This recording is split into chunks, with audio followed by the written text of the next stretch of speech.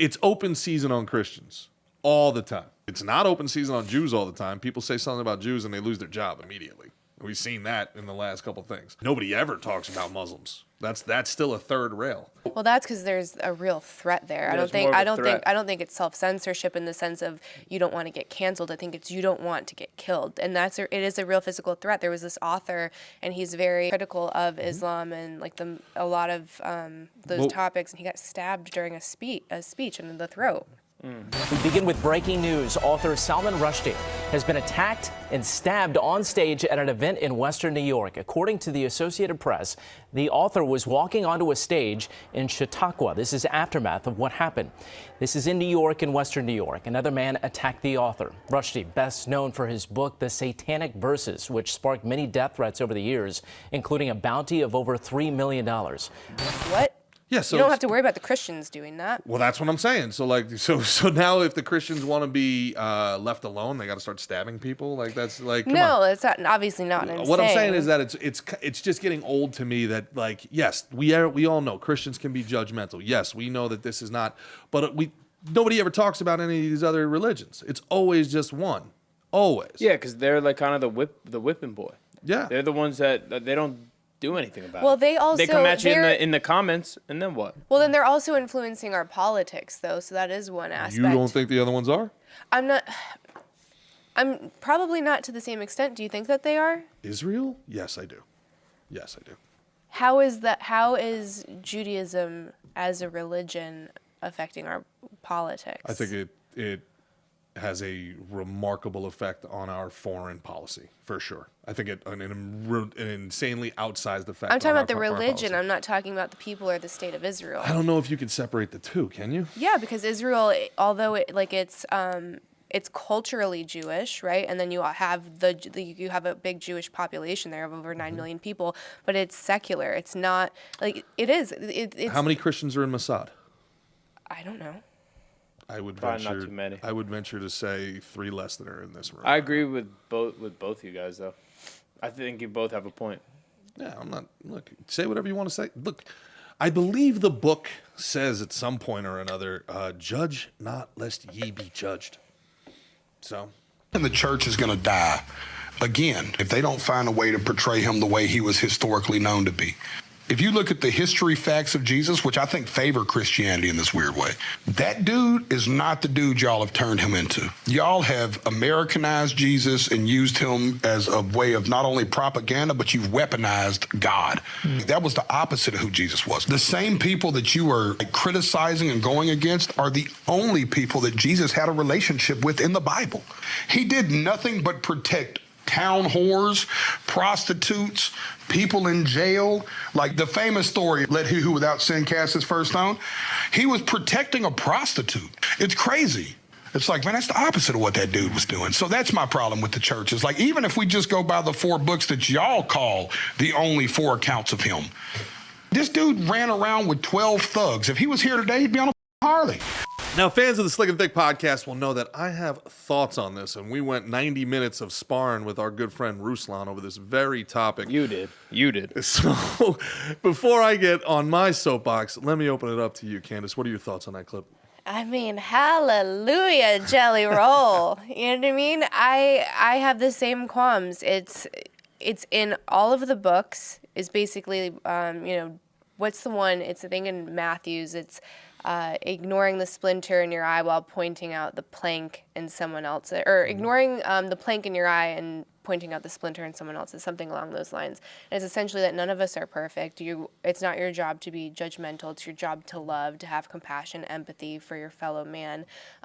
It's in the Bible that obviously he was homeboys with Mary Magdalene, who was said to be a prostitute, and now you have these right-wing influencers like Candice Owens, and she goes on the Whatever podcast, and she's like, I'm fascinated by hoes, and she's just so condescending, and it's like, was that really Christian of you? Is that Christ-like to talk to someone like that because you're so perfect?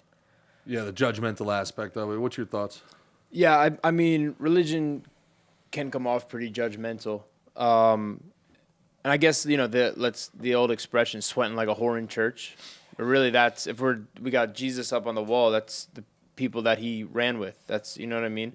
That's someone that, even though it and maybe it's just because of the Americanization and kind of the what's the word I'm looking for?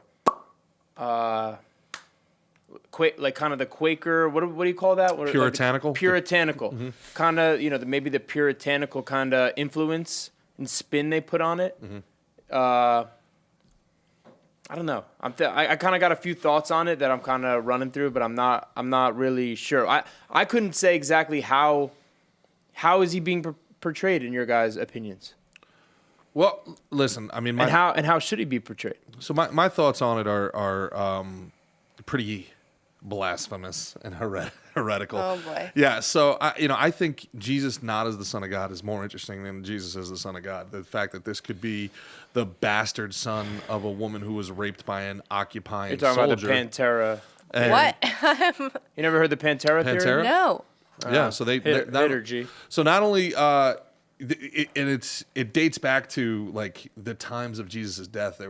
There's Greek historians who are able to. This is the most heretical thing you can say in the Christian religion is this idea Super of blasphemous. Yeah, of Tiberius Pantera, the soldier, German Syrian soldier who raped at that time probably a 12-year-old Mary who gave birth at 13 years old to Yeshua.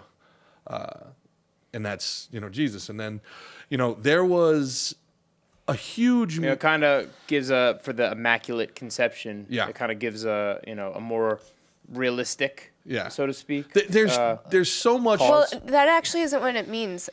No, it's the Immaculate Conception is Mary, not Jesus.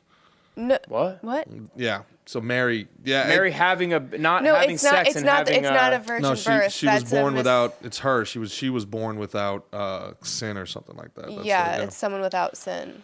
Yeah. Whoa. It's That's not a news to me. virgin. Mary was, she was had this guy Joseph. They didn't have sex or whatever. Now she's pregnant. Joseph, the whole thing with Joseph stayed with her, which made him such a great man because he believed her. And, in modern day, it kind of, you know what I mean? It's a little sketchy. But what is your guys' take on it? Because I only heard that she was the virgin mother of... Yeah, she was. It's two different things. So I forget what video I was watching, but they were saying that the Immaculate Conception was that she was without sin, and then there was also a virgin birth. But those things are not the same thing. I thought it was that she didn't have sex. God put Jesus in her. By some magic. Yes. So that is a thing, or is not? That is a thing. So what were we disagreeing with? That the term Immaculate Conception isn't referring to the virgin birth; it's referring to her being without sin. But to your point, Mick, it's really? been co-opted it always as only made sense virgin to me birth. that it's it was immaculate that she was able to conceive. That's what I thought too. And then there was someone that did an art gallery, and they were making fun of Christianity and the absurdity of a virgin birth.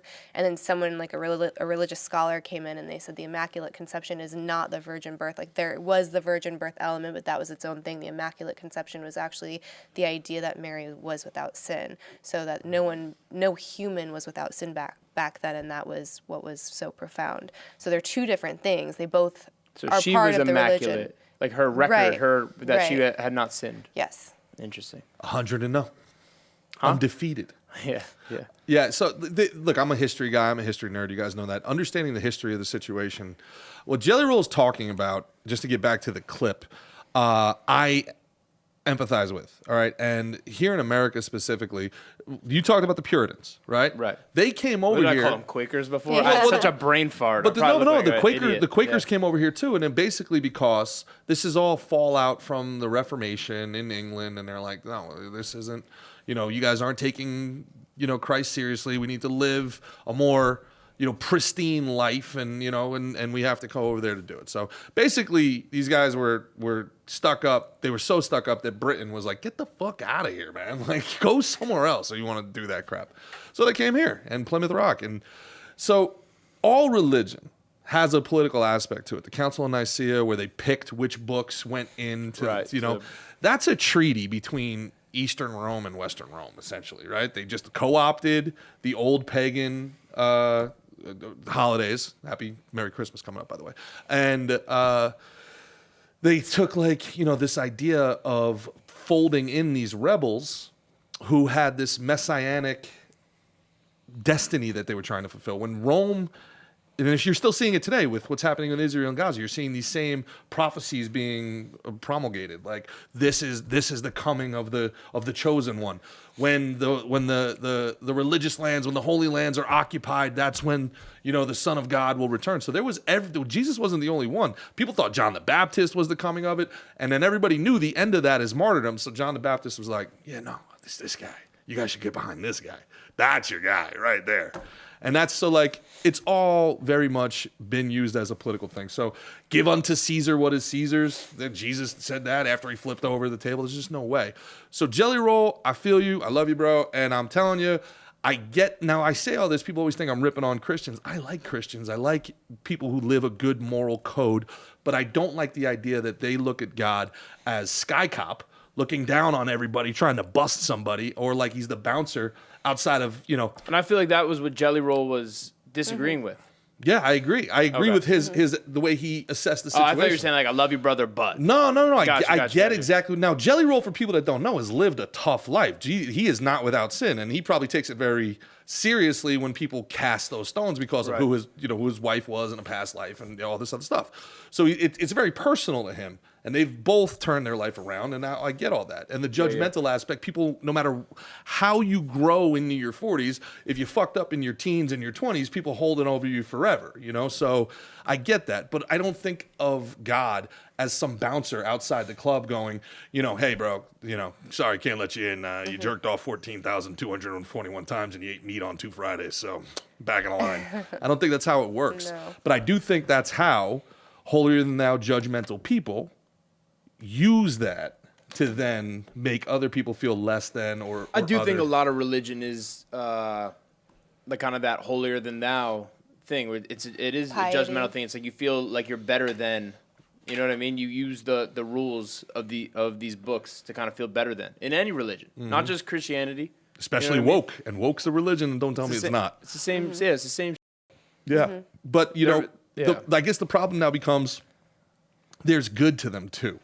But there's those bad actors make you think of every Christian as having some sort of like. Well, people are just people, right? So I think everyone's using a different way to compare themselves to someone else, and then that's just a lot of ego, is what you're saying. So like, I'm doing this, so I'm better than you. So people do that with religion. People do it with money. They do it with status. They do it with whatever. It is an inherently human thing to want to feel better than. You know what I mean? Yeah. Sure. Like a lot of you see that a lot. People think they could, if they were in your shoes, they'd do a better job of your life. Or if I had what he had, I'd do blah, blah, blah. You know what I mean? Like, that everyone's living their own life.